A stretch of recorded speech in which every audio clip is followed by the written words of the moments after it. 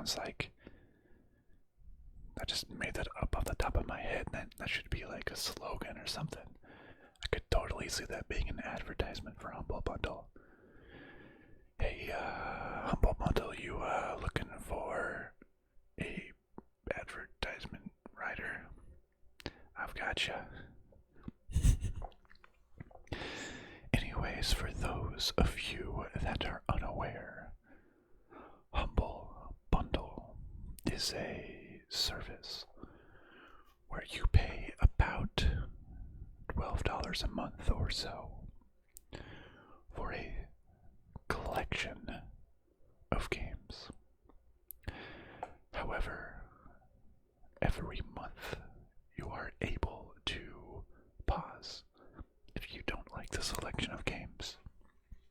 So basically, every single month I go through each and every game, 10 of them in this case, and sort of rate them, give them a thumbs up, give them a thumbs down, give them just like a meh, and sort of make a decision of is it worth my $12 or so. You do prepay, so you could technically just keep pausing until infinity.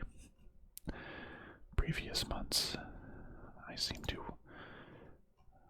for the longest time, it was basically every other month I would purchase until I paused twice in a row. I was actually planning on pausing in December, but I forgot to pause, so I ended up just getting them all anyways.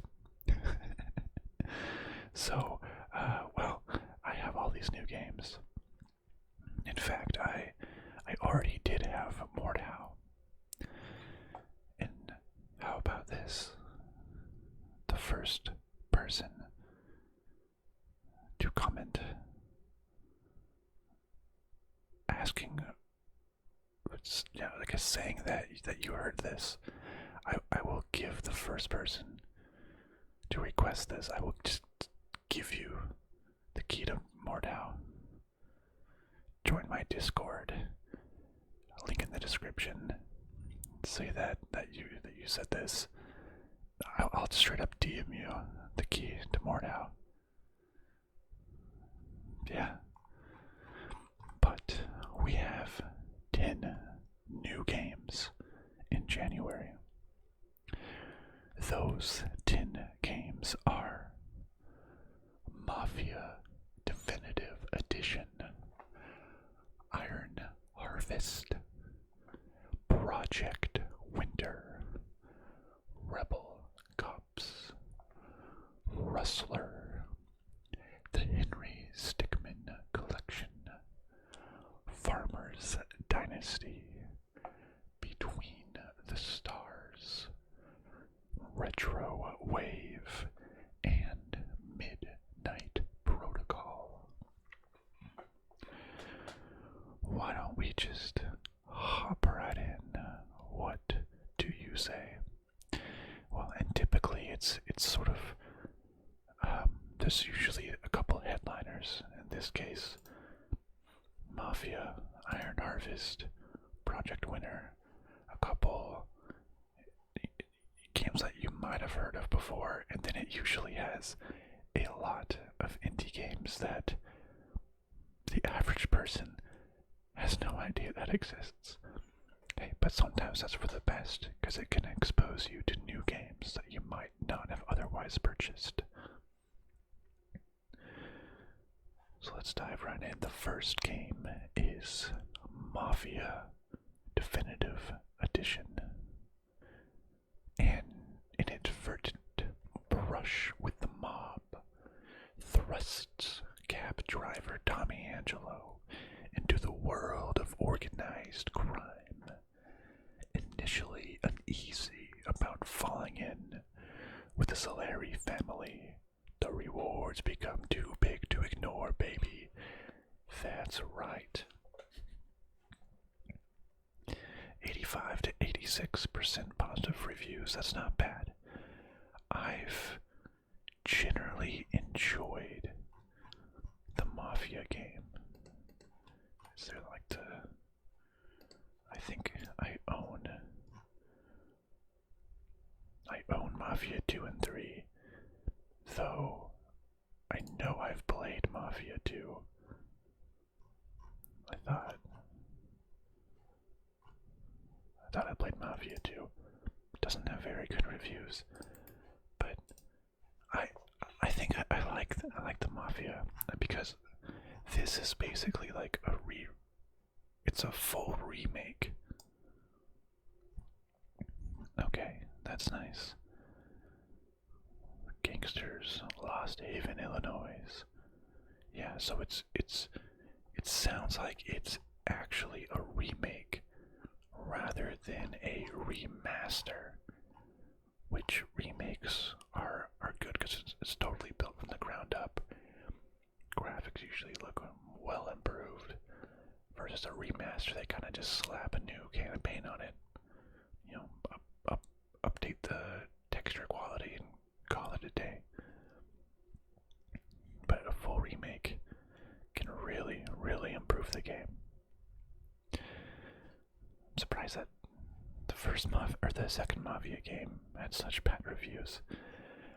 I feel like there's not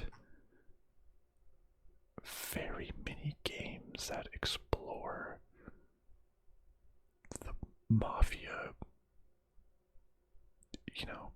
time era, I guess.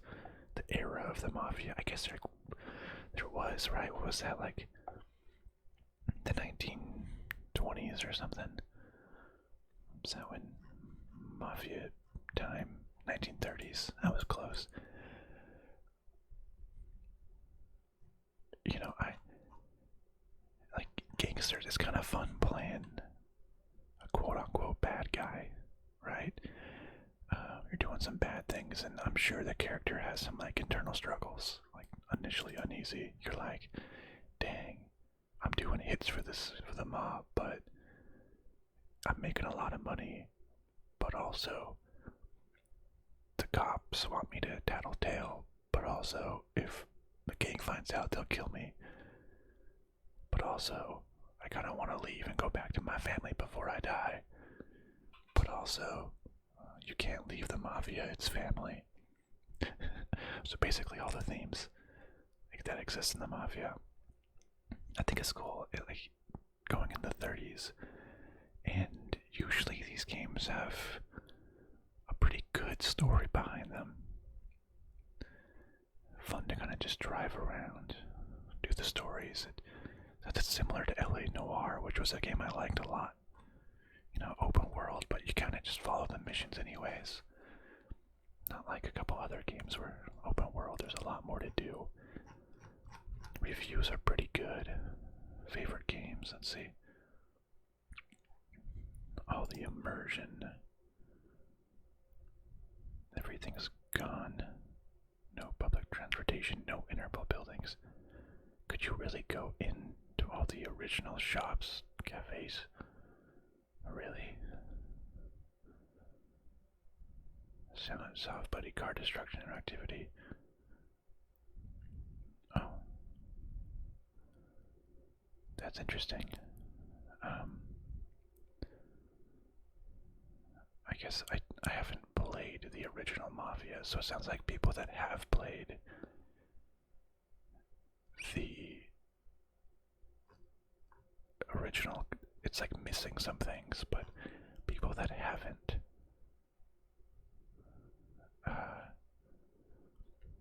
I see some flaws. Do not buy that game. This is not a racing game.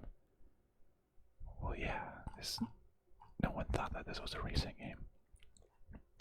People are saying, like, don't expect much from gameplay in the story, or from in the driving, but play it for the story. People are saying the story is really, really good. And honestly, that's my favorite thing about games.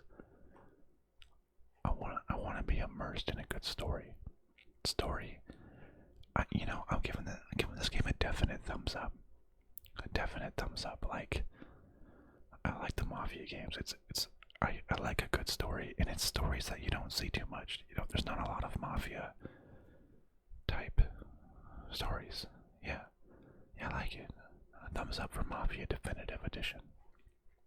The next game is Iron Harvest, a classic real-time strategy game with a epic single-player campaign, multiplayer, and co-op in Goop, set in the alternate reality of 1920 plus. So there's like robots and things, industrial, 72-73%. But here's the thing.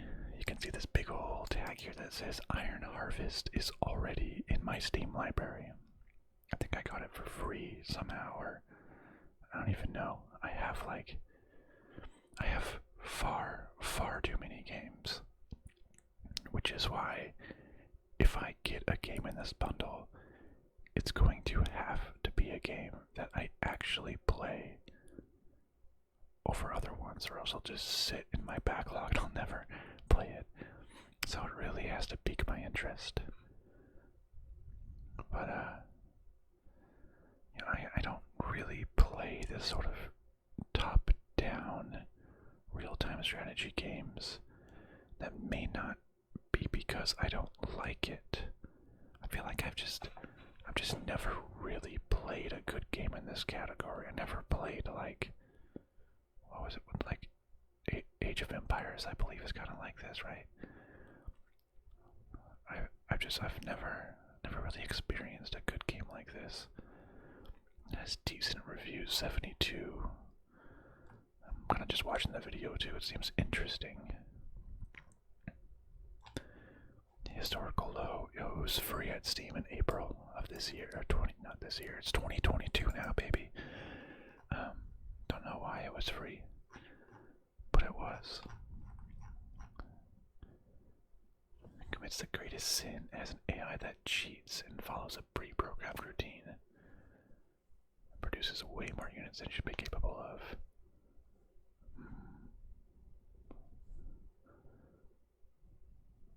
Interesting. Not have a pause button.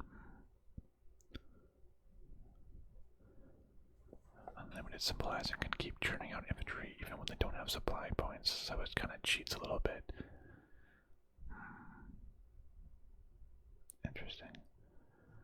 I was like, the mechs seem kind of cool. Some people like it, some people don't. Put the game for 4 hours and finish the campaign. You finish the campaign, it takes you to a screen where it asks you to buy more of them. Very disappointing, huh?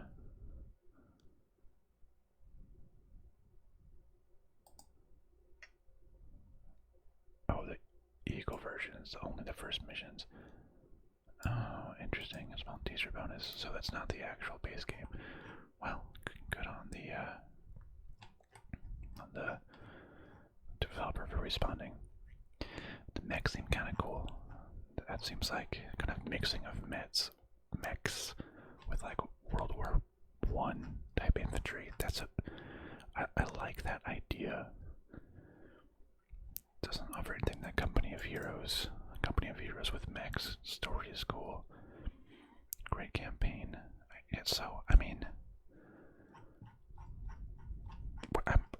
I already own the game, so I don't know why I'm debating on this. This is definitely a thumbs down. I already own the game. So it's just immediate thumbs down because I don't need this key. But I guess I'm kind of thinking if I want to play it in the future, or for anyone watching, I guess you can learn more about the game. But you know, I don't play real-time strategy, and I don't know if this is interesting enough for me to actually pick up and play. But maybe I could. But I already own it, so for this purposes of buying the bundle, it's a thumbs down because I already own it. The next game is Project Winter. The perfect game to backstop first-person multiplayer game focusing on social deception and survival. Communication and teamwork is essential to the survivor's ultimate goal of escape. Gather resources, repair structures, and brave the wilderness together. I don't know why, but I feel like I've seen this game everywhere. And specifically, I've seen like this view of it. This like this wintry dude just like staring at you with those little eyes. This image is like I've seen it around, and it creeps out my soul. Oh, it says you are a traitor. So okay, so 79-80% reviews. It's alright. I'm sort of confused about how this works. It looks like it's a group survival game, but there's also traitors, I guess, involved. Similar to PUBG and Rainbow Six Siege. Is that so? Okay. I guess this game plays like Rainbow Six Siege. You can buy items online for this game. Okay, that makes me want it less. $3 cosmetics. Gross. So there's I guess I'm confused. Because typical games with a traitor, like the rounds are like minutes long. The survival games to like gather resources, repair structures, brave the wilderness together. That sounds like a multi-hour session. That would be kind of insane to have like traders in a multi-hour session, and maybe it is only like 10-minute sessions. Let's see if it says more. You have as a survivor, you have to complete a series of objectives in order to call in or rescue vehicles. As a trader, you stop the survivors from escaping. Start with a red radio to communicate with your traders. Get an advantage with hatches. Special point, blend in. Communication is key. Okay, proximity-based voice chat, private voice chat. Betrayals and deceptions. Interesting. Okay. Too boring. Game should be over when all enemies are gone. Community is unforgiving to new players. That's what I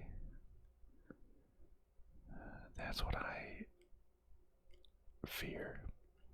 Yes, but no, game is great, but the player base really ruins the fun of the game. Like, I feel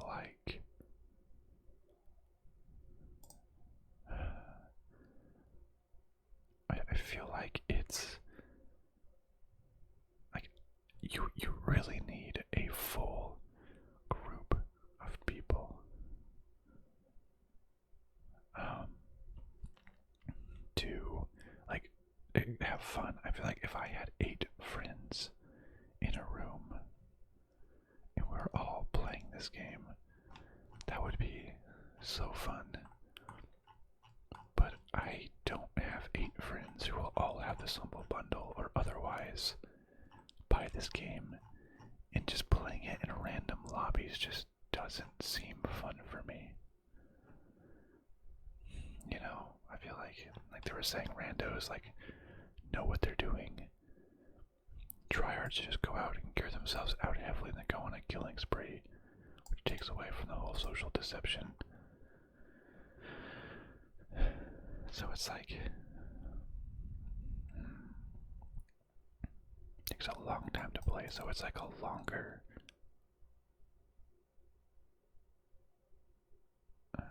haters will see you being a built different survivor and kill you. How do you solve a good multiplayer game filled with bad people? Critters' goals to sabotage and kill you. start killing other players just to be a. If you can't find a good group of players and stick with them, you might not have a good experience. Also, killing people or not having a mic. So it sounds like it's a good game. Lots of fun, good mechanics, but I just don't think I can have fun with it without having a good group of friends. That's really difficult for like co-op multiplayer games. You really have to have a friend group. So maybe I'll just give it a meh. Maybe I'll just give it a meh. Because it seems kind of interesting. I don't know. A meh. Yeah, that's what I can say about it. The next game is Rebel Cops. Lead a ragtag squad of cops in a rebellion against their town's new criminal power and see how long you can hold out in this unforgiving turn-based spin-off game from This Is the Police. You'll be desperately short on supplies, and a single shot can cost a cop their life. Now, I'm pretty sure I have This Is the Police, but I've not played it. I have This Is the Police and This Is the Police 2. I have so many games and so little actually played. My backlog is ginormous. 78, 77. That's decent. That's alright. So it's a turn-based spin-off. I don't really like the term unforgiving because I don't like dying. I don't like losing. You're not exactly the police, but you're the only ones on the side of justice. A crime boss. The local police have surrendered to the crime boss. Whoa. Our thrilling but stealth is key. Outmanned, outgunned, combination locks. Explore, scavenge, and watch your back. Large open locations, the sandbox level. High road or the low road? Can you defeat him without playing by his rules? Will you answer the needs of the desperate townspeople, even if it means putting the whole operation at risks?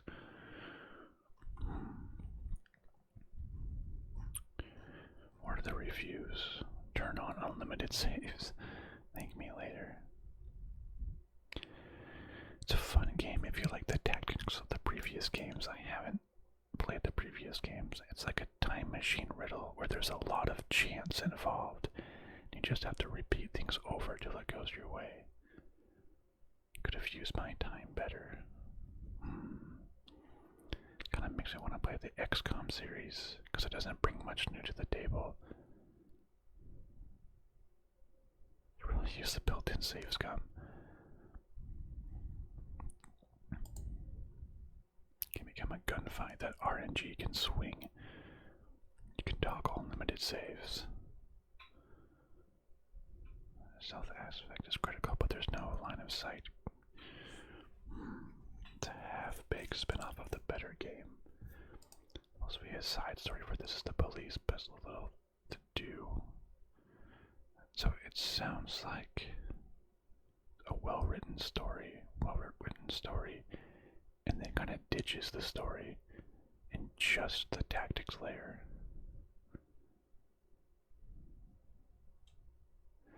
So slow. Watch the guys walk around. I mean, like XCOM did this sort of type of game just so well that it would be really difficult for anything to beat it. So strategy turn-based. That just like it did it so well. And as I previously mentioned, story was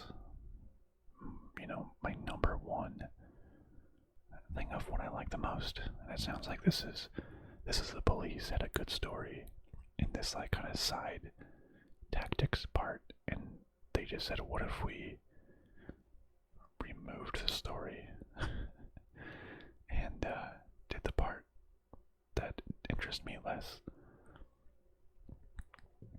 Also, it's currently only $3.30 at the Humble Store.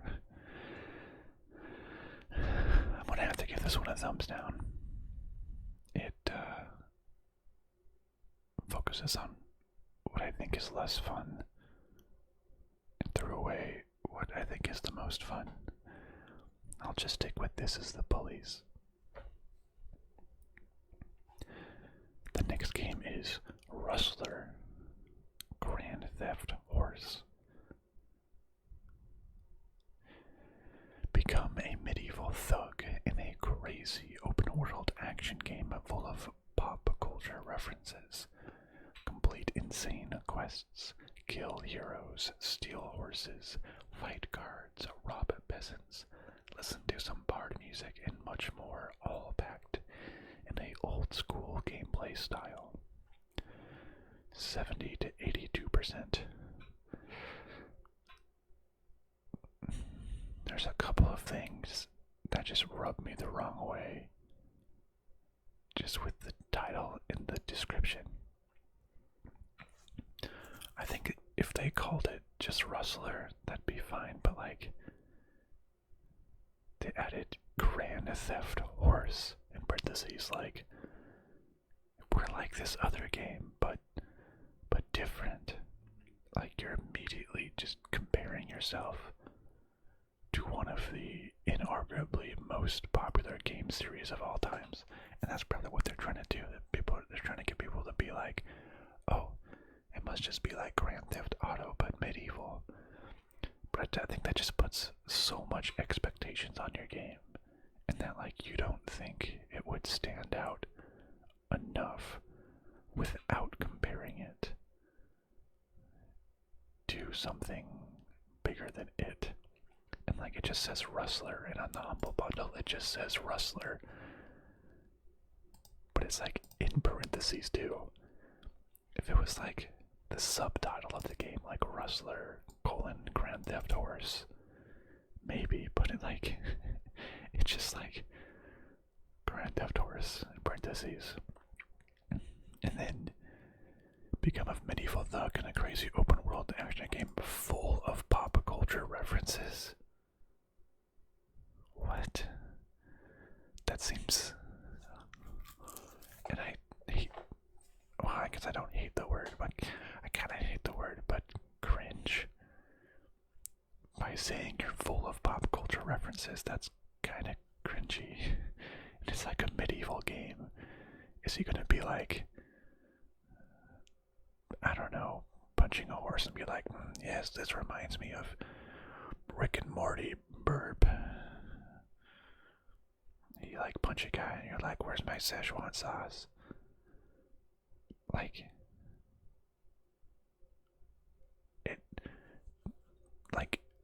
it doesn't make sense in this game that's in the medieval era to have pop culture references. Like, if it had pop culture references and they were entirely medieval, or like all about like Monty Python and the Holy Grail, it's like, nah. He smells like elderberry. Wait, what? You're I forgot what the insult the French dude on the top of the tower in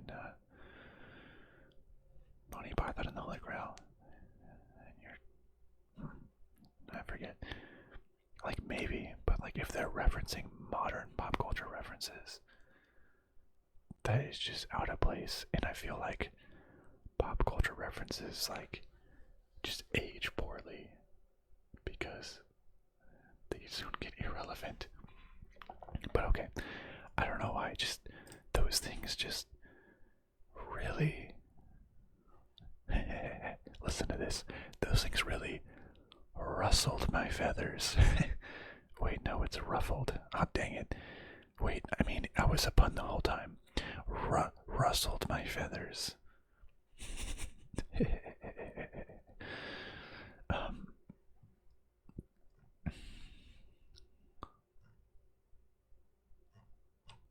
I mean, similar to The Witcher and Kingdom Come Deliverance, two of my highest played games. I don't know about that crime, funny, open world.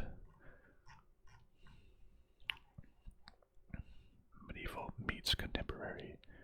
In trouble for parking in a no-horse zone. Cars will run you down on horses with flashing blue and red lights. Ridiculous in a Monty Python sort of way. You know, that actually sounds kind of funny. The first thing it shows us a horse trying that. I kind of like the what is the best word? Irreverent humor of like horses with flashing blue and red lights. Like that's pretty funny, but just stuff like that, it's not as funny to me.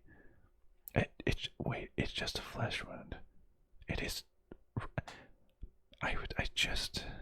I just mentioned Monty Python and the Holy Grail, right?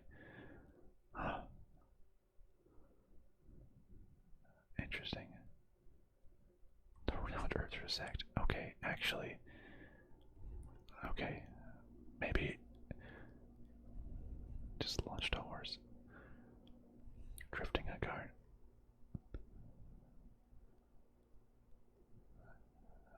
Okay, so I still disagree with how they named the game and all that. But so far it seems kind of funny.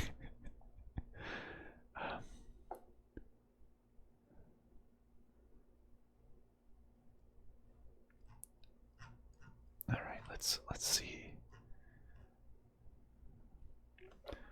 What have you made? Okay, so homage parody of Grand Theft Auto.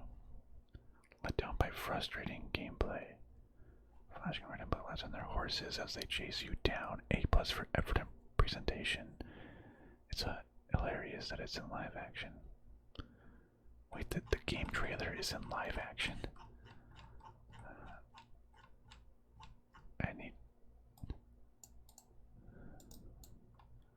I like this trailer, I guess.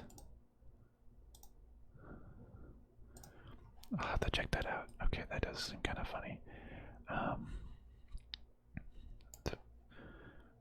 So Monty Python jokes. Okay, you know that's what I thought when it said pop culture references. That means popular culture, which means like contemporary stuff.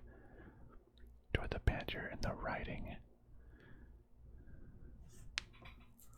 Pretty funny. Like that's presentation's good. Okay, so they're saying that it has terrible pathing. Checkpoints are all over the place.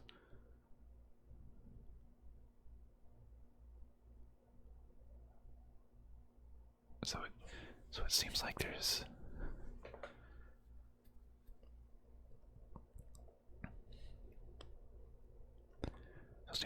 like bad 10 hours to complete. All the good ideas are thrown under the table by bad game design and many bugs. I say it's just like pretty funny, but there's so many bugs. Parody of GTA. It's more like it's trying to be a meme. So, like, I like the Monty Python horror, not so much crude horror, horror humor. Interesting.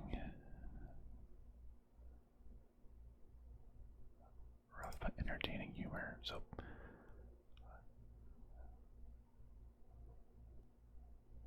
okay, so it's funny. Like, there's a really fine line between being funny with this irreverent stuff and then just being like a meme. But everyone's saying that the gameplay is just garbage.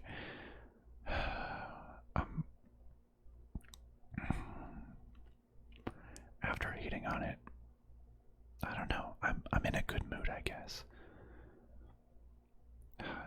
Meh or thumbs up. Maybe like the lightest thumbs up.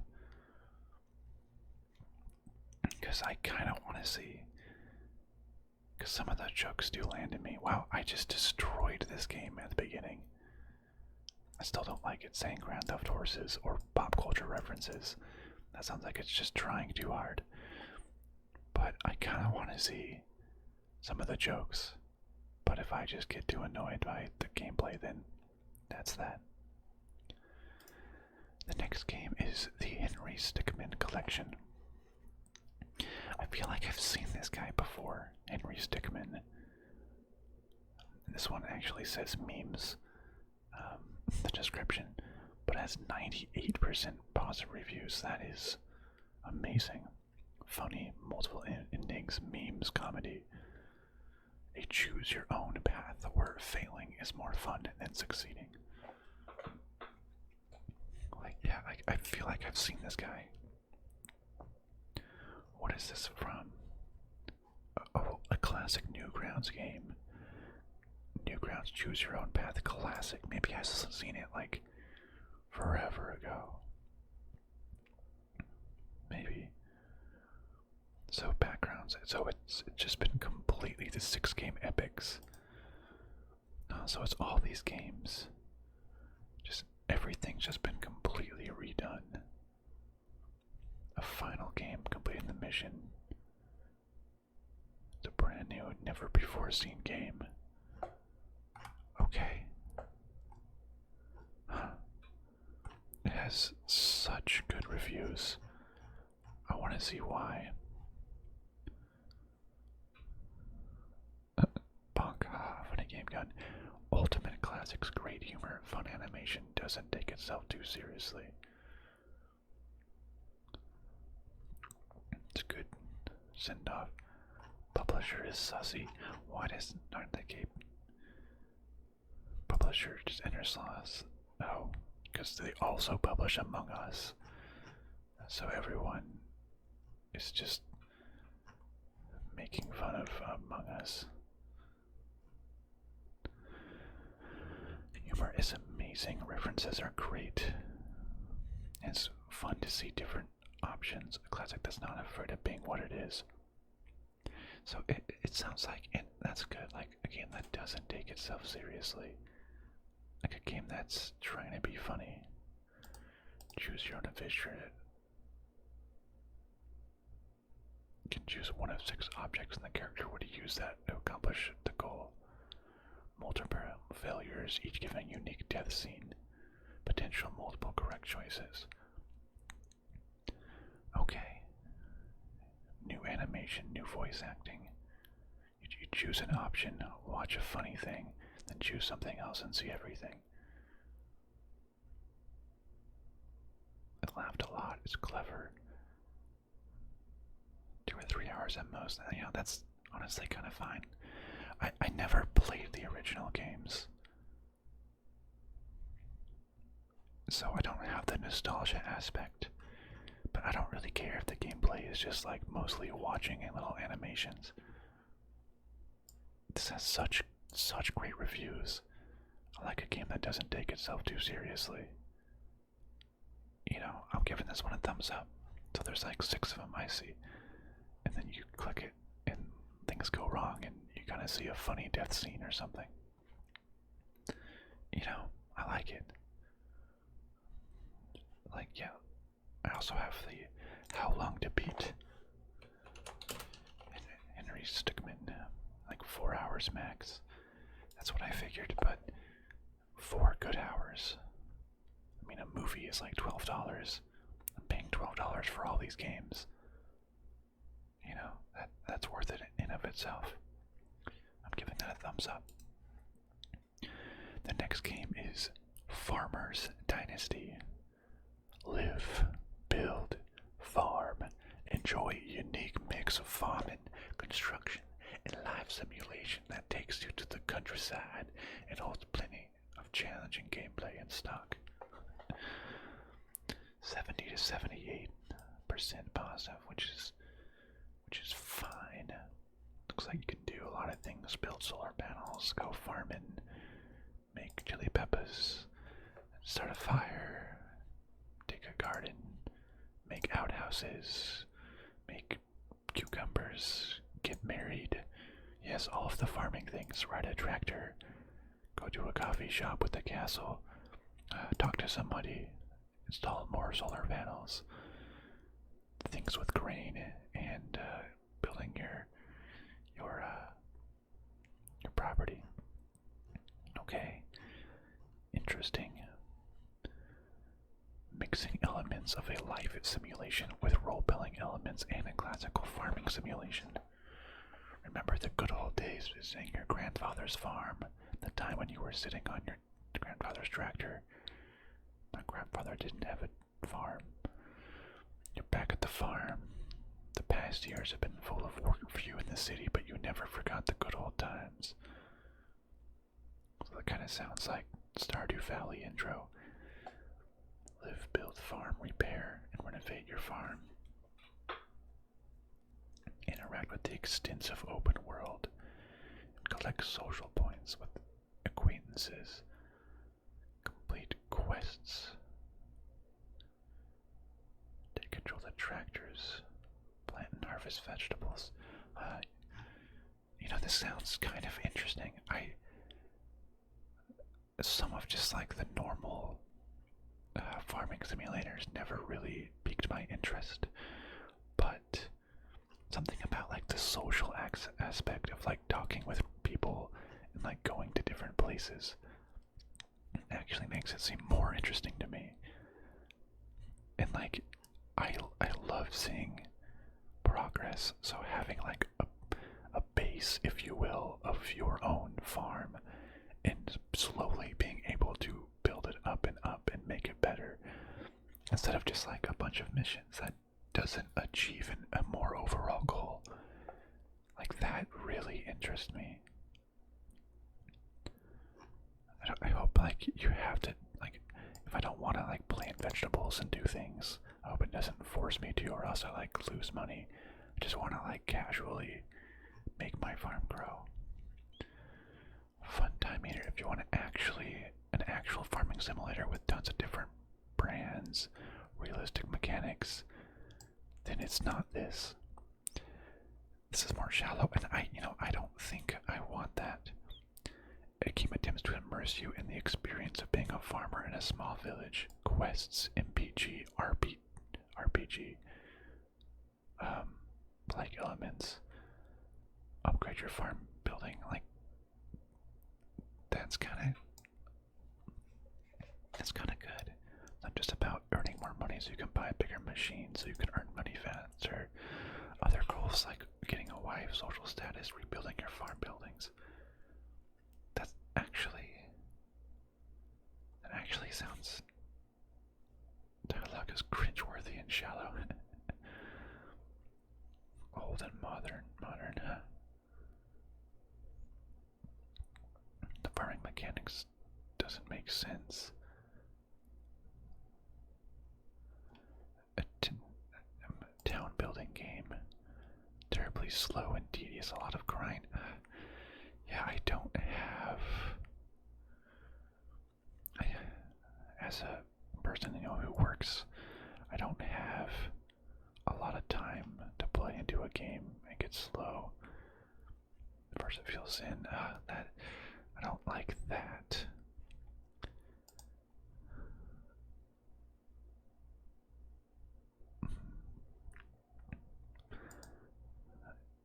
It plays a lot of aspect on the social.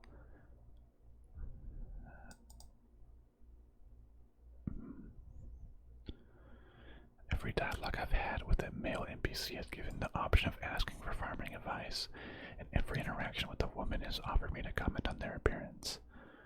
I was also clued into this the first time I went into my kitchen, and it said, here you can process food, or your wife can make you something tasty.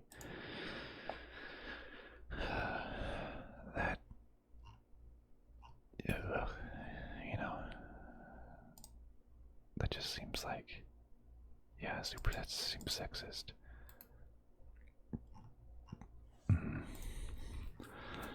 Don't like that. But I don't want like a super in-depth farming game. So I think I kind of like the social aspect. Might be a little slow, and the other part kind of takes me off. I'll give this one a meh. Like it might be fun, but might be a little bit too slow. So meh. The next, Between the Stars. Become the captain of an interstellar cruiser and cross the galaxy to save the Republic. During your journey, you will have to make important decisions, improve the weaponry of your ship, and fight against numerous enemies. 7681. Getting a lot of games in that range. That seems pretty in-depth. And it's an early access game, which lots of games are, seems like they're in early access forever. RPG, space, action, simulation.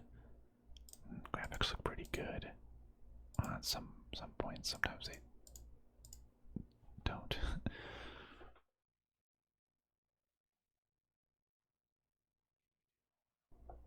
Like some of those space, like real-time space battles kind of look cool. A lot of space games are like much slower. That real-time looks pretty good. Use special abilities at the right moment. I kind of like if there's like, I like having like a crew, hire and upgrade your crew, ensure their safety, cover your casualties, as well as level them up. Okay, I like the idea. I always like it when you have like a crew of people, like XCOM or Darkest Dungeon, and like the people level up and get better, and like it's not just nameless people. Like you can have stories. You can be like, you know, this person. I'm trying to think of a name. I don't know. Rex. Rex was with me since the very beginning. He barely made it out of this mission. And just like, you know, it's so much better when it's a single person's story. And create a captain. There seems kind of like a lot going on with like your ship upgrades. Almost too much. Like this screen kind of scares me. Big inventory management, but like the crew screen excites me. Like that seems pretty cool. Standard difficulty mode or with permadeath. Yeah, I'm a wimp, so it's standard difficulty. Text-based events that will pit your capacity as well as your crews. So like story decisions made in one event can change the evolution of the entire playthrough. Wait, it says text-based. Visuals are good. Most side quests are repetitive but useful. Very pleasant. New favorite space game. Focusing on capital ships was more fun.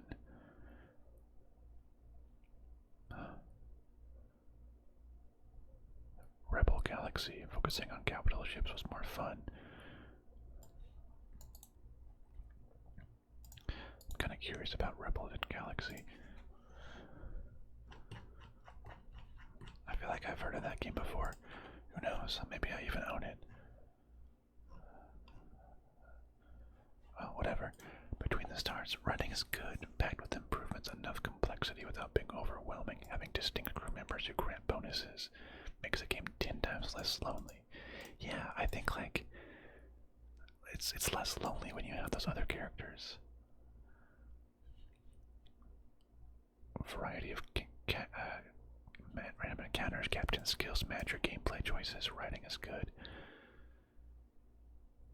There's no feedback to the combat. Generally, a door fixes the itch. Flashy game. Feels big. But isn't like top down, yeah.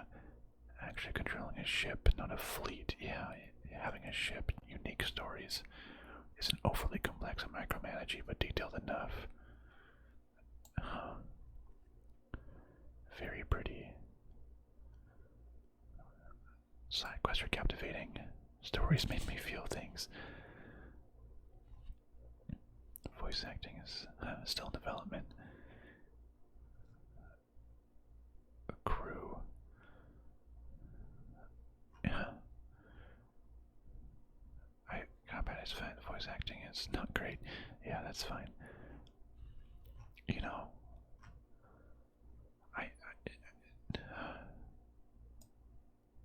so there's some text adventures as well. Maybe I'm just in a good mood, but this kind of sounds fun. Because some space games are just like way too complex. Like there's just so much going on. Like I think of like, I don't know, what is it? What's the like one that's online and people are in space? Eve. Something like that. There's just like so much going on and it's just like too much, but like one ship with the crew. That kind of sounds fun. I'm giving this one a thumbs up. Our penultimate game, Retrowave. Neon lights, palm trees, synthwave, 80s supercars speeding down an endless highway. Welcome to the world of Retrowave. 94 to 96. That's pretty good. This is a $2 game. Historical though, $1. Okay, so not a lot of value. But the game, it's that retro synth. Is it just like distance, speed, high speed? Is there any point to it, or is it just like a relaxing thing? You kind of just dodge the cars. Don't know if there's a point to it. It might just be like a tiny little game. Racing, indie, early access as well for a $2 game. Very much inspired. Being immersed in a wonderful world, at least for a few moments. You start with a one car, upgrade or buy other cars, race through different worlds. A visual and soundtrack experience. Okay, so it's kind of just like a experience. It's very casual. It's a game with no other goal than to relax and enjoy endless roads.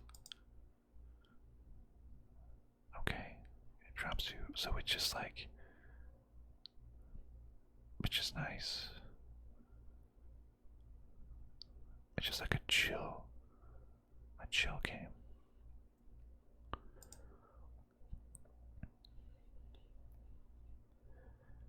A great little game. I mean, I guess it's just like just wheels, different colors. Okay.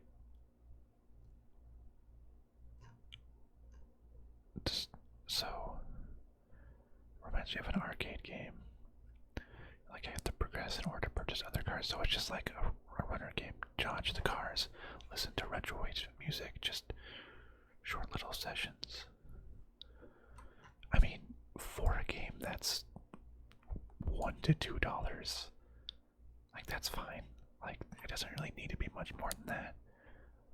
For how cheap it is, I think it does the job well. I can chill. Just some retro synth stuff. I just want to zone out. I'm giving it a thumbs up. And the last game is Midnight Protocol. Midnight Protocol is a tactical, narrative-driven RPG with unique keyboard-only controls. Hack into servers, beat security systems, and discover encrypted secrets while you try to find answers to why and how you got doxxed. $93.95, that's pretty good. It just came out not too long ago, October 13th. Only a few months ago. Single player. Oh, it's a typing game. That's interesting. Story rich. That's pretty cool. I mean, I liked narrative narrative-driven RPG really piques my interest. Okay, okay. Tactical, narrative-driven RPG set in a near future filled with labor automation, big data, controversial AI applications, legal gray zone, and a nebulous nature of online identity. Your keyboard is your weapon. Type commands to eliminate, letting your keystrokes become part of the soundtrack. Cracking a digital safe requires careful planning. Pay the troll toll. You digital jackhammers cloaks. Wait, I'm confused. As you play as a hacker, you want to be help the police track down or blackmail a desperate person. Immersion overload. Digital warfare without complicated hacking mechanics. Keyboard is your weapon. How does this game play? I'm sort of confused. So you like jump from one server trees. So it's not like a person, is it just all kind of like within this? It's just, okay, so it's like all on like a screen. Can you actually type what you want? Oh, you create like a deck of some sort. There are different programs that you use. Okay, so there's no like person. You like harpoon? What the heck? I'm a little confused with how this game works. All in this like hacker world, but I'm a little bit intrigued.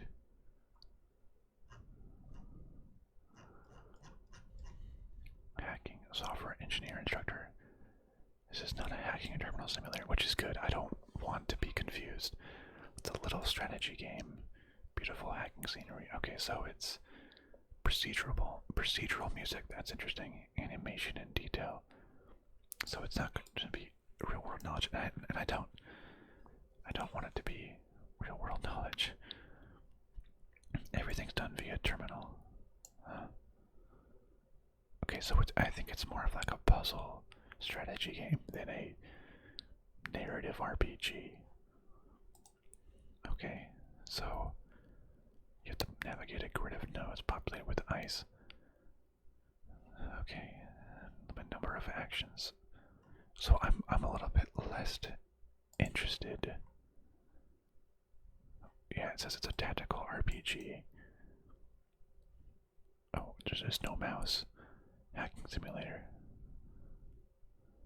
It feels like a Zachtronics game. Okay. Okay, there's a strong narrative, really.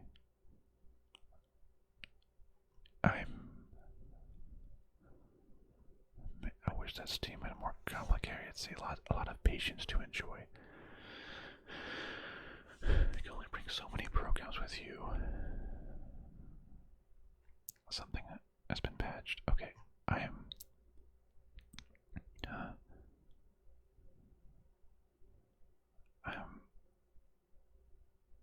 I'm really.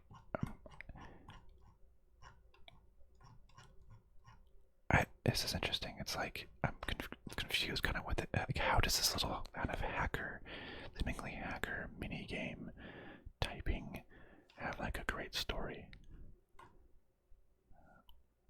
You know, I'm in a good mood today. It's enough to make me curious. I'll give it a thumbs up. I'll give it a thumbs up. And that is all the games. And let's go through what I thought. Mafia Definitive Edition, I give that a definite thumbs up. Iron Harvest, I gave that one a thumbs down because I already owned it. Project Winter was a meh. But honestly, I'm not gonna play it. I'm gonna give that a thumbs down. Rebel Cops was a thumbs down. It was a tactical component that I didn't want. Rustler, I think I said a thumbs up. I'm kind of inclined to give it a meh. Yeah, fine, I'll say thumbs up. Henry Stickmin, thumbs up. Farmer Dynasty, thumbs up. Between the Stars, I said thumbs. No, Farmer Dynasty, I said meh. Between the Stars, thumbs up. Retrowave, thumbs up. Midnight Protocol, thumbs up. I feel like I've never given that many thumbs up to the small indie games before. And I think because so many other bundles, like I'm not huge on like survival games, like open world survival crafting games. I'm not huge on like multiplayer games that are basically dead, but they're trying to like revive it through Humble Bundle. And I feel like there's been so many of those. There's like multiple survival games in a bundle. And it's just like, no. But I feel like every indie game in this bundle, from like Rustler onward, is like distinctly unique. Rustler, Henry Stickmin, the Farmer's Dynasty, even that's Between the Stars, Retrowave, Midnight Protocol. They're like all different in their own way. Honestly, going in here, just saying that I was like, I like Mafia, but I already own Iron Harvest. Project Winter doesn't seem great. I didn't have too high hopes, but all these indie games are really intriguing me. I think this is a strong buy for me. Just kind of strange to say,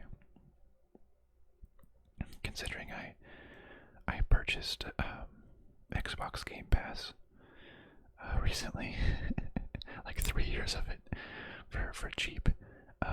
So I was like, well, I don't really need to get Humble Bundle anymore, but I already have credit, so I was like, I guess I'll just wait until there's something really good. So my bar has been raised there, because I can just play games on Xbox Game Pass. And then I got a PS5 for Christmas, so I'm like, okay, well, kind of Xbox Game Pass is now going to be on hold, and my normal Steam library is probably going to be on hold, so it has to really impress me. And this one kind of does. I'm a little bit shocked about how much. Maybe I'm just in a good mood. Maybe I don't know. I think it's just each one of the games is unique in its own fun way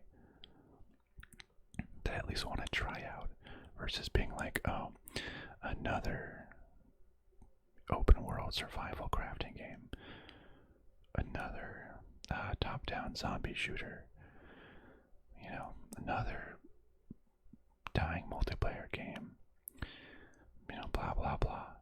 It's like all these have something that just makes them stand out. I'm here for it. I'm gonna get this one. I'm gonna get this one. Well, let me know if you've played any of these games and what you think. I'm curious to hear your input. And I'll get these and I'll see if I ever actually play them, because I have about 1,500 games in my backlog, or in my library. Yeah, you heard that right. So we'll see if I get to some of these. I hope so. They look interesting. Well, thank you so much, my friends, for watching, and I'll see you next time.